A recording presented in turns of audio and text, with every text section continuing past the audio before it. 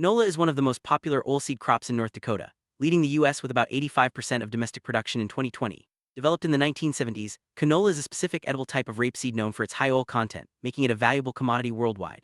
Its adaptability to various soil types, especially clay-loam soils, and its suitability for the region's climate have made it a staple for many farmers. In this video, we'll walk you through everything you need to know about canola production, from choosing the right variety to harvesting and storage, ensuring you get the best yields and quality from your crop. Selecting the right canola variety is crucial for maximizing yield and oil content. There are two main types, Argentine Brassica napus and Polish Brassica rapa. Argentine varieties are taller, have higher oil content, and take about 95 days to mature, while Polish types mature faster at around 80 days but yield less. Most North Dakota farmers prefer spring types due to their better adaptation to local conditions. When choosing a variety, consider disease resistance, especially to blackleg and clubroot, and check recent variety trial results for your area. Rotating varieties and using resistant types helps manage disease and maintain healthy crops. Understanding canola's growth stages is key for effective crop management. The Canadian Velop scale divides growth into 5 main stages: pre-emergence, seedling, rosette, bud, flower, and ripening. Each stage has specific management recommendations, such as optimal timing for fertilizer application, weed control, and disease monitoring. For example, the seedling stage is when cotyledons appear, while the bud stage signals the start of flowering. Knowing these stages helps you make timely decisions that can boost yield and minimize risks. Monitoring your crop closely at each stage ensures you respond quickly to any issues that arise. Proper planting and seeding are essential for a strong canola crop.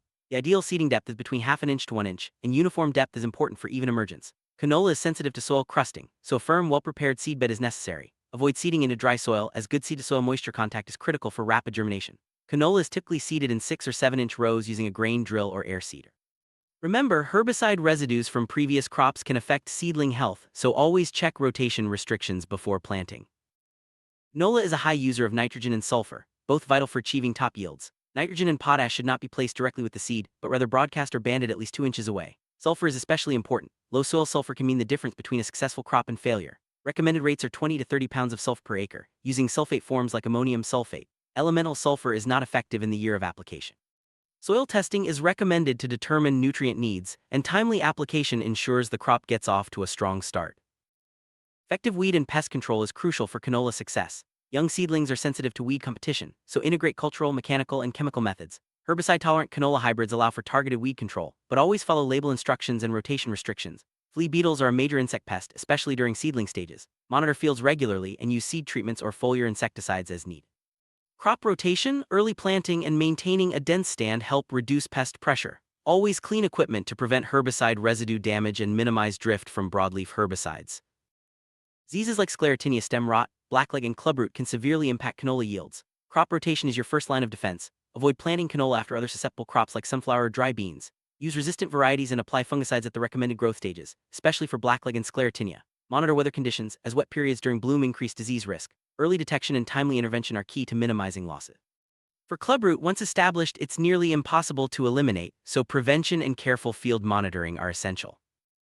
Harvest timing and technique greatly affect canola quality and yield. Swathing at the right stage, when at least 60% of seeds have changed color, reduces green seed problems and shattering losses. Allow the crop to cure in the swath for 10 to 14 days before combining. Direct combining is also possible and can result in higher oil content and test weight, but be mindful of increased shatter risk if harvest is delayed. Adjust combined settings to minimize seed loss and cracking.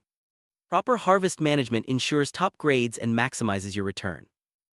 Proper storage is essential for maintaining canola quality. Harvested seed should be dry and cooled with aeration, as canola can sweat and spoil even at low moisture levels. Use tight bins and monitor regularly for heating. Canola oil and meal are valuable products, with oil used in cooking and meal as animal feed. U.S. grain standards ensure quality, so avoid admixtures and damaged seed. For best results, plant early, use recommended hybrids, control weeds and pests, and manage harvest and storage carefully. With the right practices, canola can be a profitable and sustainable crop for your farm.